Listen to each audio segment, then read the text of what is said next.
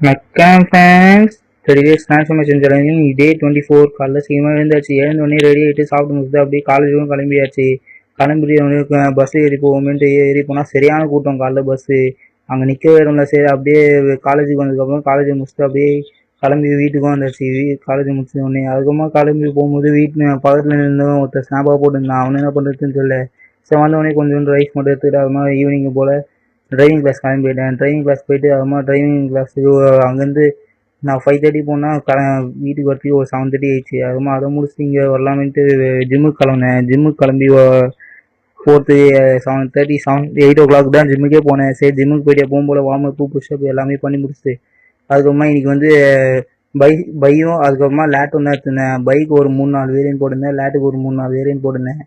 அதை முடிச்சு கிளம்பி வீட்டுக்கும் வந்துட்டேன். வீட்டுக்கு வரவில்லை. காலேஜ் வந்து நோட்டு தேவைப்படுது. அதுக்கு நோட்டுலாம் வாங்கிட்டேன் கிளாஸ் ஒர்க் எழுதுறதுக்கு. சரி அது வாங்கி முடிச்சுட்டு வாங்க நானும் என் ஃப்ரெண்டும் ஜிம்மில் இருந்தோம் கிளம்பி வந்தாச்சு.